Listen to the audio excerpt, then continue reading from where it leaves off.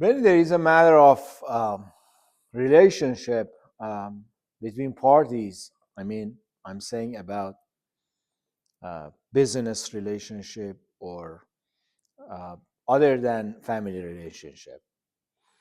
Uh, this relationship it's governed by either contract or by a tort law. I already explained in other episode what's going on in a contract law, because in a contract law, as I explained, there is a contract and then there is a provisions, and each party must perform as per the contract.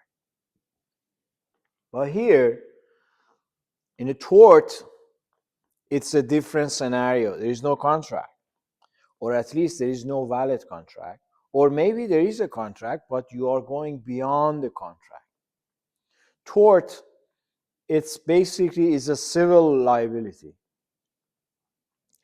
It's basically saying regardless of there is a contract or not, because was damaged, the wrongdoer must pay. Tort in the US, like contract law, it's a common law based. So again, when you have a case, the lawyer has to go through the existing all precedent, all existing uh, decision from court judgments, higher courts, and use that to win the case. Tort, basically, the main thing, it's for personal, for example, is a personal injury. In a personal injury, it's a negligence claim, basically. When you injured, you don't have contract with someone to injure you, right? So the injury happened, and then it happened because of somebody, and then as a result was a damage, and there is a connection between that person action and your damage. So these are four elements of negligence claim. Must be a duty of care between parties, must be a breach of that duty of care, must be a damage, and there must be a causation. So for all negligence claim, it is on plaintiff to prove all four elements. First element, as I said, is duty of care. Who and on what base has that duty of care to other one? Sometimes law pushing you, imposing you to have that duty. Sometimes a contract itself create that duty. Sometimes it's coming from type of relationship between, for example, a child and parents, between employee and employer. My employee causing damage to somebody else, and I'm responsible for that damage because that employee was working for me. That kind of relationship create duty of care. So the first thing in all type of negligence claim, it must be a duty of care. That has to be established. And then there has to be a breach. How they can consider it was a breach or not? The standard is a prudent person, reasonable person, wouldn't do that. So let's say you are a driver.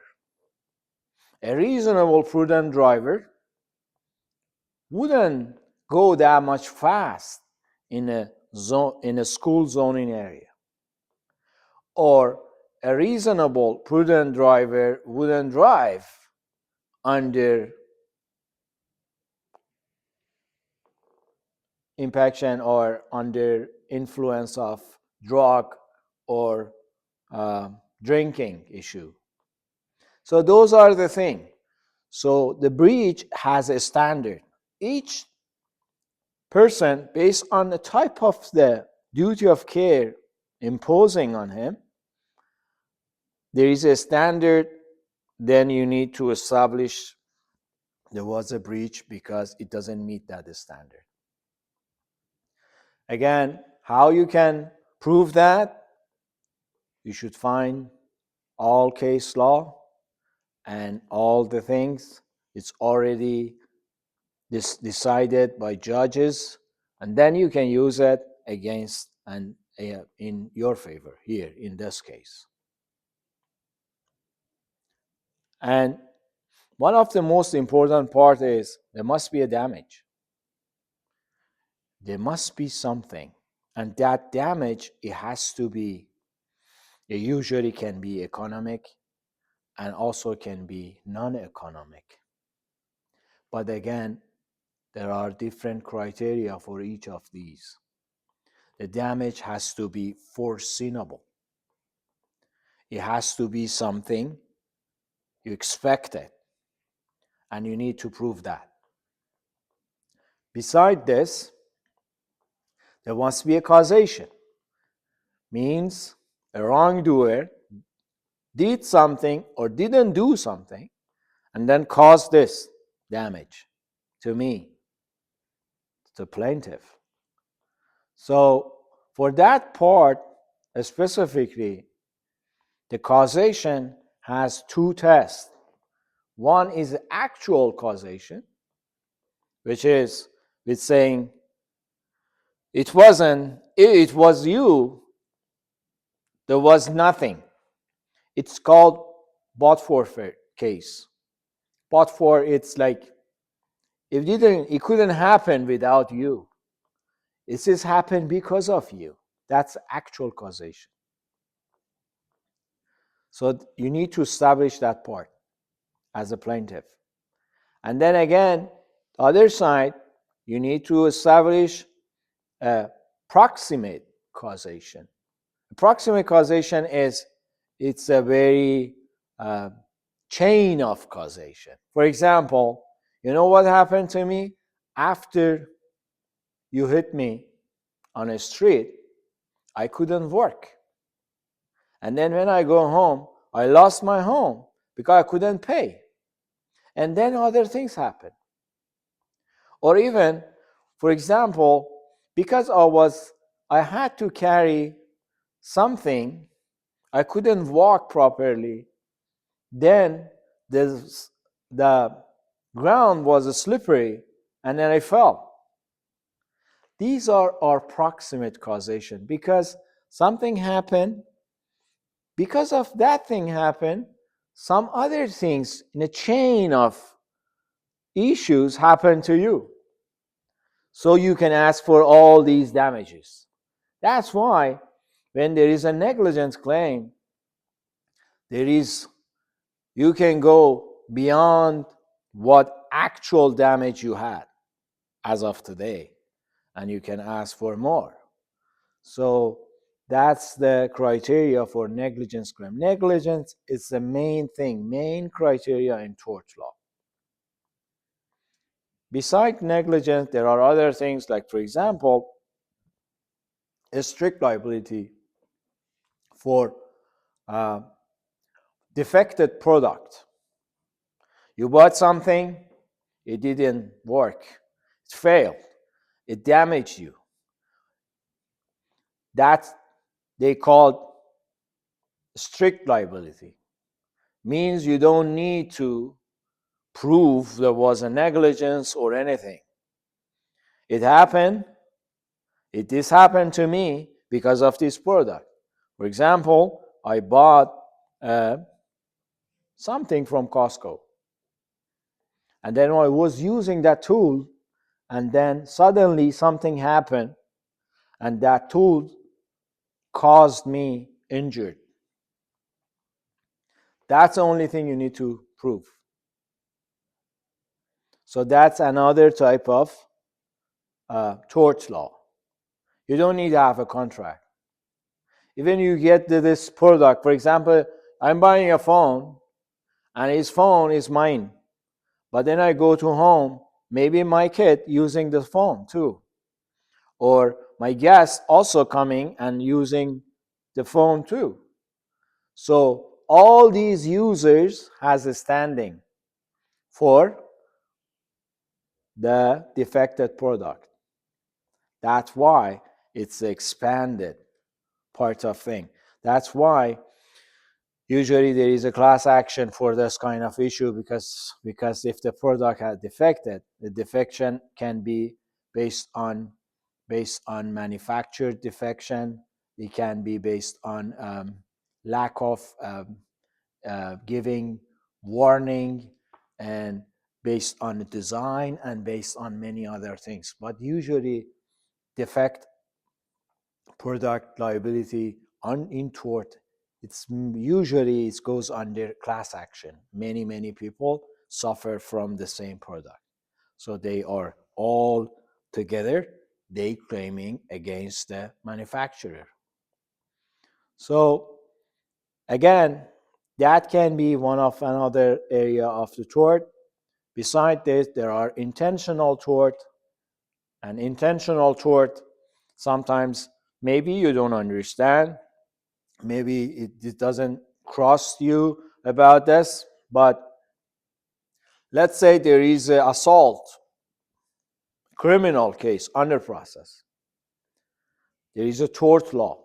Also, you can ask for damages, because in a criminal case you cannot ask for damage. But in a civil case, in the tort law, you can ask for damage. Or, for example, there is a fraud. In a criminal part, you don't have. Government going to punish because it was wrongdoing. But if you're seeking for damages, you have to go through civil process. But part of the criminal law and tort law, they overlap. So again, battery, you hit someone, and then there is a criminal file under process, you still has a second venue, which is a tort, which I would say these things can help you at least to fix your damages. So intentional tort, the main thing is it has to be intentional. It's not like the negligent. You must prove intention. Intentionally you did this to me. One of the major things for intentional is interference. Interference with my business. Let's say you have an employee. You have an employee. You have a contractor. You sign contract with someone. And then suddenly the contract was terminated. And then you figured later on the other party of the contract signed a contract with your ex-employee or with your ex-contractor. Then there is a tort case, because your ex-employee, your ex-contractor, party of your contract, knew about your relationship with the other party, and then tried and caused the termination to get that job or that service or that product for himself. That's intentional tort. For all intentional tort, there is a punitive damage. The punitive damage is it's something defendant must pay for the wrongdoing to the government, which is, again, is not the same as criminal. And that's not the punishment.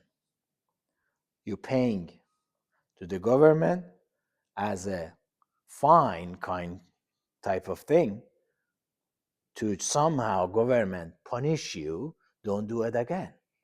That's a punitive damage. That's usually come with the tort law. I hope this information I provided to you going to be helpful. You understand your legal right. And if you have any more question, you can call us.